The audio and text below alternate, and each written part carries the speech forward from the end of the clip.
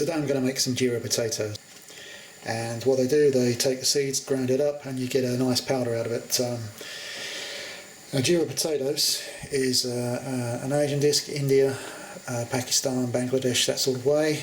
And what we're going to do, we're just going to run through the ingredients. I've got some sunflower oil, vegetable oil, I've got a tin of tomatoes, I've got some salt.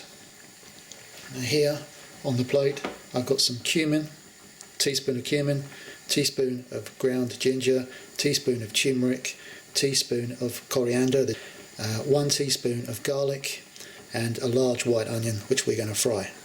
In the pot here, boiling, we want to boil and par cook our potatoes. We want to pre-cook them so they're quite soft on the outside but holding together on the inside.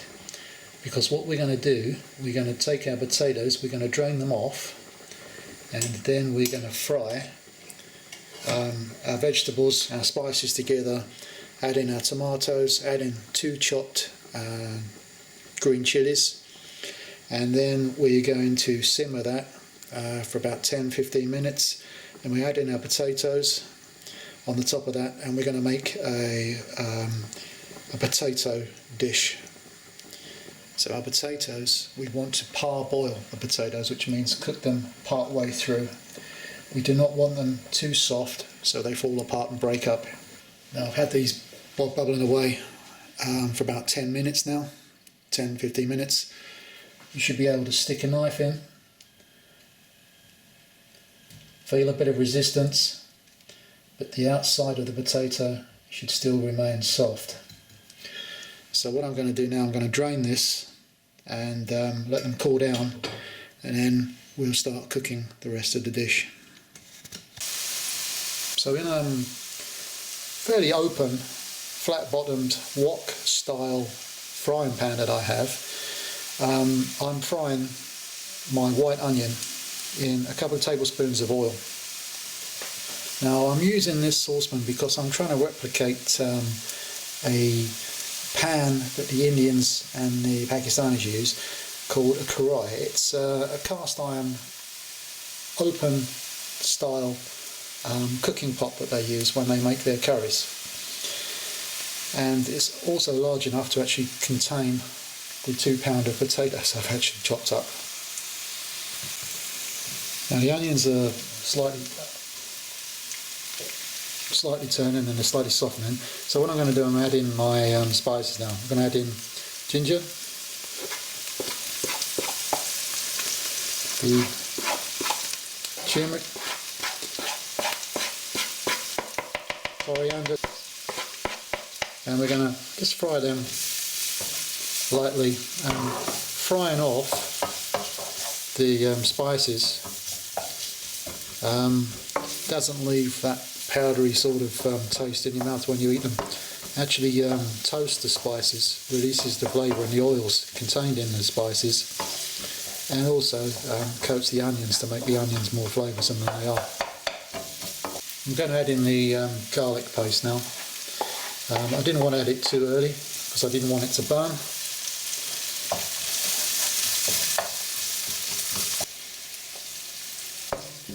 With our spices frying off, the whole of the kitchen has a very spicy, aromatic smell in it. It's quite a lovely smell. Now we just need to add in some roughly sliced green chilies, 2 green chilies.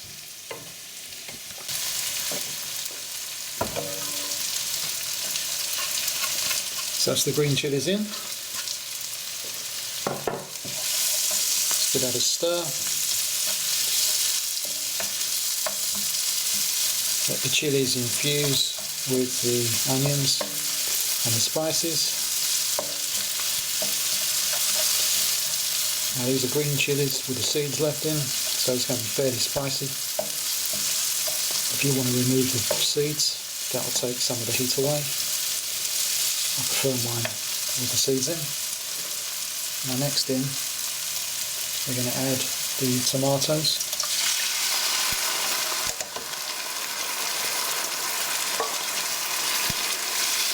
and we're going to let the tomatoes and our spices and our onions mix together and reduce the liquid. And what we're trying to do here is make a nice little masala type sauce. Masala just means gravy.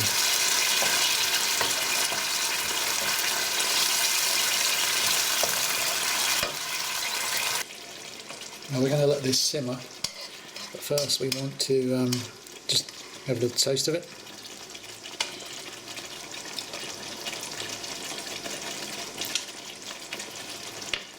Spices are coming through there very nicely. Now we need to add some salt to it. A couple of twists. I was thinking maybe a teaspoon of salt, but that might be a little bit too much. So I'm just going to add in gradually and then taste it as we go.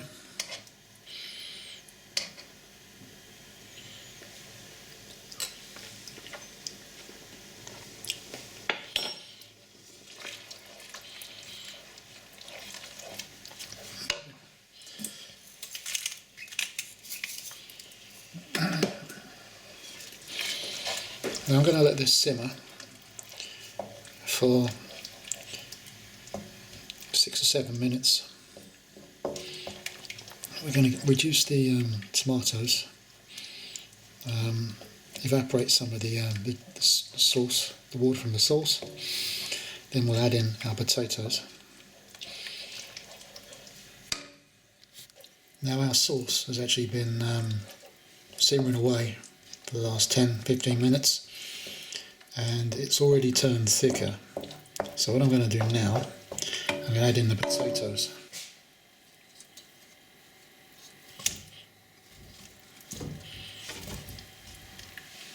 There we go. Just stir these in. Make sure they're all coated with the sauce. I'm frying this about 10 minutes so the potatoes are fully cooked. Remember, these are only part boiled at the moment.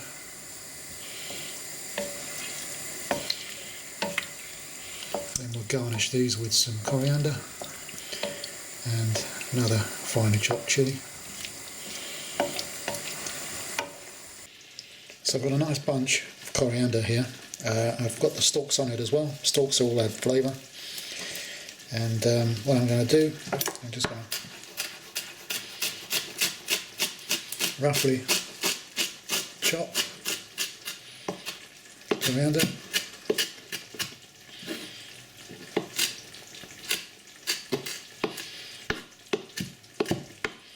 Some people don't like coriander.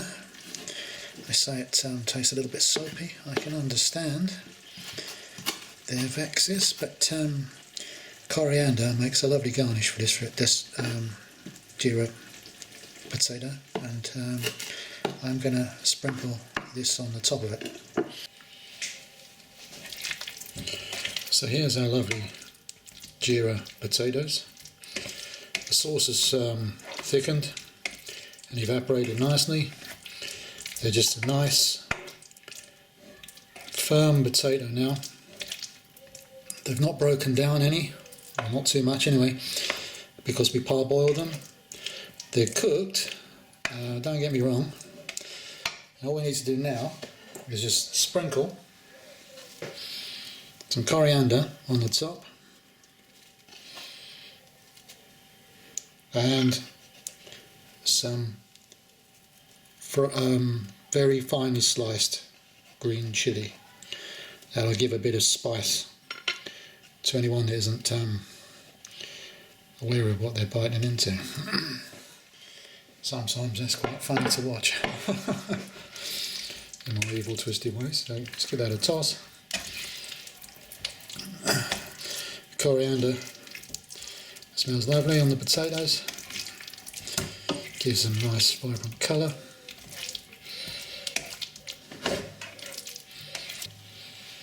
There we go. So there's our lovely garnished potatoes, Jeera potatoes. You could serve that as a side dish. You could serve that as a main dish with some chapatis. I've got some naan breads I've had in the oven. I think that's a beautiful dish here. Potatoes are firm, they're spicy. You can taste the spices on them. There's a little bit of heat from the original chilli we put in. And there's some more garnish too. I think you should go on and try this.